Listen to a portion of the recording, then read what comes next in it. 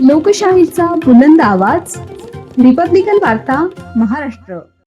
भर सणासुदीच्या दिवसात पैठणमध्ये संत एकनाथ गॅस एजन्सी बंद.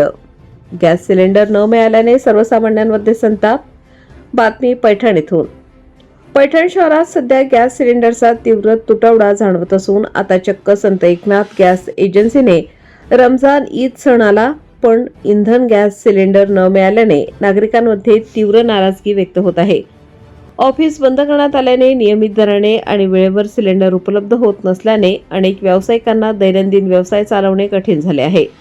शहरात काही ठिकाणी गॅस सिलेंडर उपलब्ध असले तरी तो वाढीव दराने विकला जात असल्याची चर्चा व्यावसायिकांमध्ये सुरू आहे. काही ठिकाणी ब्लॅकमध्ये सिलेंडर विक्री होत असल्याच्या तक्रारीही पुढे येत आहेत. यामुळे सर्वसामान्य ग्राहकांनाही आर्थिक फटका बसत असल्याचे सांगितले जात आहे. तसेच घरगुती वापरासाठी गॅस घेणाऱ्या नागरिकांना याचा त्रास सहन करावा लागत असल्याचे दिसून येत आहे. पैठण शहरात गॅस सिलेंडरचा तुटवडा होत असल्याने असंख्य नागरिक संकटामध्ये सापडले आहेत. या संदर्भात काही सामाजिक कार्यकर्त्यांनी तहसील कार्यालयात तक्रारी निवेदन देऊन ही कुठल्या प्रकारची कारवाई झाली नाही. संत एकनाथ एजन्सीने ऑफिस बंद करून भर सणासुदीच्या दिवसात पैठणमध्ये सिलेंडरचा काळाबाजार होत आहे. त्यामुळे जिल्हाधिकारी कार्यालयातील पुरवठा विभागाकडे तक्रार करण्यासाठी संतप्त नागरिकांमध्ये चर्चा सुरू आहे.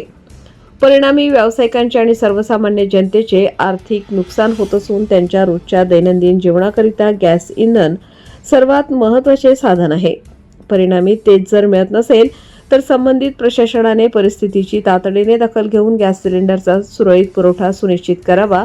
तसेच ब्लॅकमध्ये सिलेंडर विक्री करणाऱ्यांवर कठोर कारवाई करावी अशी मागणी हॉटेल व्यावसायिक व नागरिकांकडून करण्यात येत आहे. संत एकनाथ गॅस एजन्सी गोडाऊनमध्ये चौकशी केली असता गॅस सिलेंडर येण्यासाठी आणखी 2 ते 3 दिवस लागल्याचे समजले. रिपब्लिकन वार्ता महाराष्ट्र न्यूजसाठी पैठण प्रतिनिधी राहुल गिरे, Chhatrapati Sambhajinagar. Subscribe now and press the bell icon.